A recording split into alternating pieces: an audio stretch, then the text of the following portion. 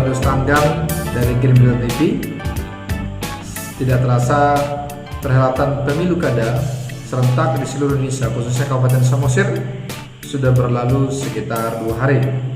Banyak hal yang menjadi perbincangan di tengah warga dan juga para pengamat-pengamat politik. Hari ini kita akan berbincang tentang politik pilkada bersama Roder Nababan, seorang pengamat politik yang kesehariannya juga adalah seorang praktisi hukum. Saatnya kita berbincang dengan Bapak Roder Nababan. Selamat malam Pak Roder Nababan. Selamat malam. Apa kabarnya? Kabar baik. Puji Tuhan ya. Ya, Pak Roder Nababan, seperti kita ketahui bahwa pilkada di Samosir sudah selesai. Dan pasca pilkada tersebut banyak perbincangan yang menarik dengan masyarakat. Secara hitungan cepat terkait terpilihnya seorang milenial yang mengusung perubahan di Kabupaten Samosir. Bagaimana Pak Roder menanggapi tentang pilkada dan pilihan raya Samosir? Yang saya lihat pada pemilu kada di Samosir ada suatu hal yang baru di masyarakat Samosir itu, apalagi pemenangnya yang sekarang ini, yang baru kemarin itu saya lihat adalah dari kaum milenial. Sebelumnya banyak saya mendengar bahwa kenapa harus orang muda atau orang yang belum mengoli menjadi bupati di Kabupaten Samosir. Padahal Samosir ini kan daerah adat. Tapi mungkin masyarakat Samosir telah sadar bahwa kita tidak bisa terlepas dengan dunia luar, bahwa dibutuhkan untuk menjadi pemimpin itu harus yang pintar, pro perubahan, dan memang harus gesit. Itu kenapa bisa saya bilang begitu, bahwa masyarakat Samosir mungkin telah sadar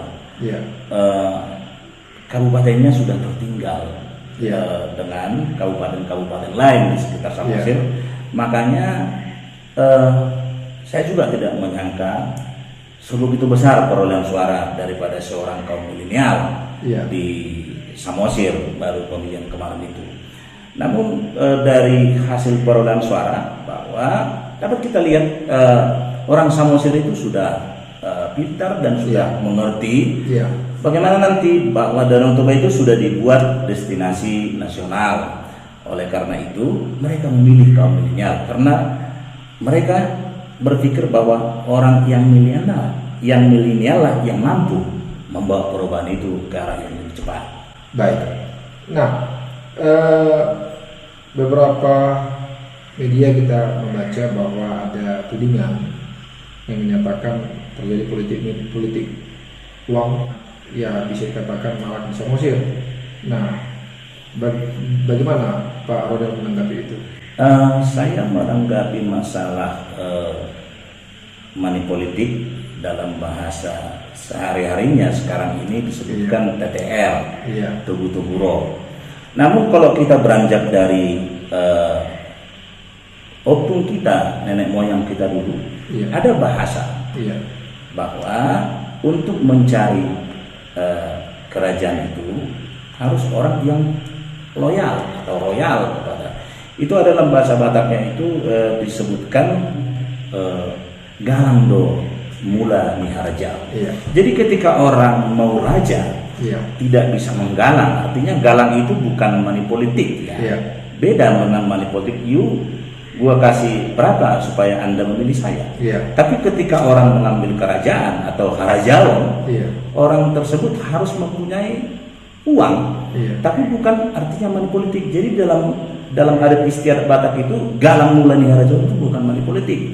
Namun sekarang saya dengar juga dari beberapa media bahwa ada dari pasangan calon atau bahkan dari partai selalu bilang bahwa sudah keluar uang ratusan miliar kepada seseorang, namun tidak disebutkan siapa atau dari calon mana itu. Tapi menurut saya dengan membentuk partai tersebut, membentuk tim investigasi, itu bisa nanti merugikan partainya sendiri, Pak. Kenapa Anda mengatakan tim investigasi itu akan merugikan partai itu sendiri? Karena saya kalau pemilu kada sudah sangat sering saya menangani masalah pemilu kada. Jadi kalau money politik itu mau diangkat, seandainya calon tersebut mau ke Mahkamah Konstitusi, kan harusnya sebelum pencoblosan dia harus melapor ke Bawaslu.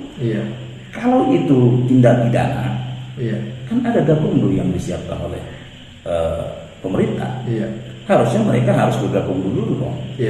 Tapi sampai hari H pencoblosan itu tidak ada yang melapor.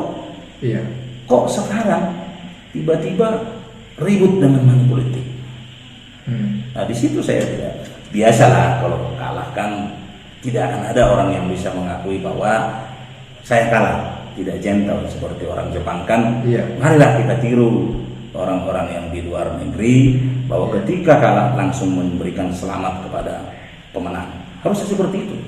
Apakah tim investigasi ini mempunyai kewenangan untuk melakukan wawancara atau apapun namanya kepada lembaga-lembaga resmi negara seperti kepolisian, Bawaslu, KPU, Kejaksaan atau bagaimana? Justru tim investigasi itu bukan partai yang membuat. Saya sudah baca PHBU. Apalagi itu bagaimana seorang partai, bagaimana salah satu partai menginvestigasi masyarakat yang bukan dari partainya. Jadi jangan nanti dengan membuat tim investigasi itu ke masyarakat melukai hati rakyat. Itu bisa nanti pada akhirnya nanti investigasi itu akan mencederai hati rakyat di Kabupaten Samosir. Kenapa saya bilang mencederai masyarakat, mencederai hati masyarakat di Kabupaten Samosir? Kan kita sudah tahu bahwa pemilu kada itu adalah luber.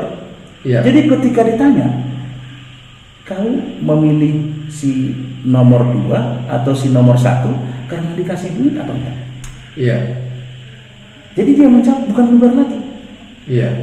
Azas luber itu sudah tidak ada. Kenapa tidak ada? Kan sudah dikasih tahu, diinvestigasi masyarakat. Kan ketika dia mencoblos kita tidak tahu. Dia mencoblos si X karena dikasih duit atau enggak? Siapa yang memastikan itu yang dikasih duit bahwa memilih yang memberikan uang itu? Kita tidak tahu. Karena itu rahasia di dalam rahasia itu di dalam TPS. Tidak siapapun, satu orang pun tidak tahu kecuali dia yang mencoblos dengan Tuhan yang tahu. Begitu. Jadi nanti saya juga sangat menyesalkan ketika saya melihat itu, bahwa takutnya nanti itu bisa merugikan partainya sendiri dan akan mencederai hati rakyat di Kabupaten Samosir yang sudah melaksanakan pemilu kada dengan baik. Saya lihat di Kabupaten Samosir itu aman saja. Saya juga sering bertemu banyak kawan-kawan melihat pelaksanaan pilkada Samosir relatif aman ya. Relatif aman dan banyak kawan-kawan juga di Kabupaten Samosir. Ketika saya hubungi aman-aman saja. Lancar ya. Lancar. Bawaslu pun tidak ada yang melapor ke. Tapi tiba-tiba sekarang karena sudah ada pemenang, orang berontak. Biasalah. Dalam pemilu kada itu juga sangat yang murah. Baik, terkait tentang penyelenggaraan pilkada ini, bagaimana Bapak Roder menilai kinerja daripada para penyelenggara, baik dari KPU sendiri maupun dari Bawaslu-nya sendiri?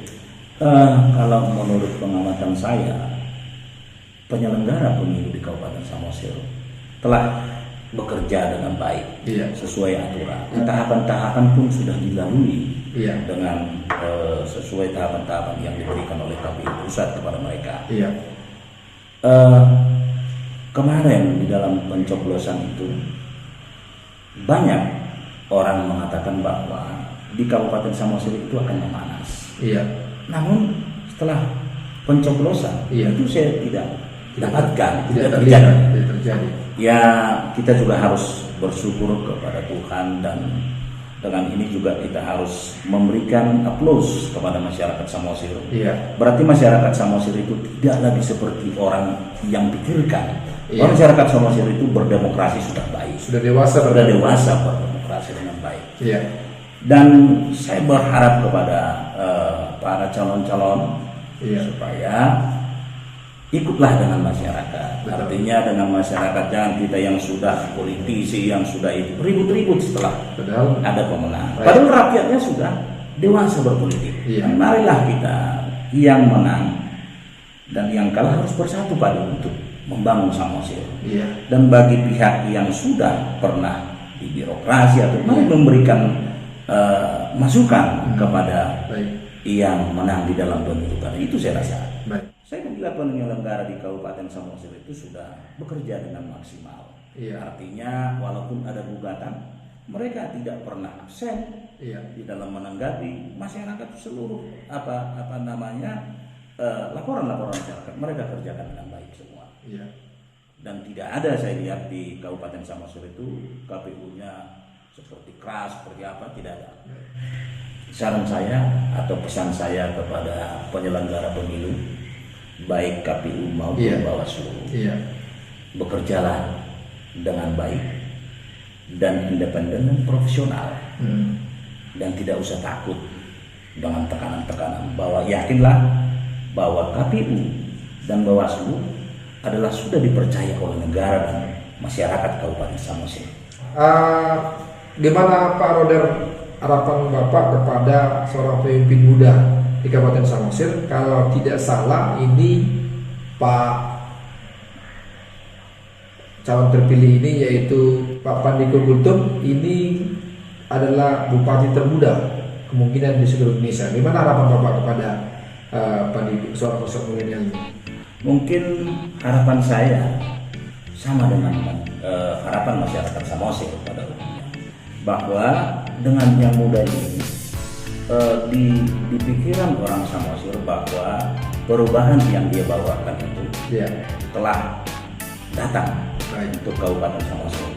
Dan yakinlah Pandiko dengan di usia mudanya ini, dia pasti lebih energik dibandingkan dengan bupati-bupati yang lain. Terima kasih kepada Pak Roder Nababan yang telah berluangkan waktu untuk kita berbincang malam ini terkait tentang situasi pilkada Samosir saat ini. Ya, terima kasih. Terima kasih. Demikian wawancara singkat saya bersama Bapak Roder Nababan. Saya Fernandes Tanggap untuk Green Berita TV. Horas, horas, horas.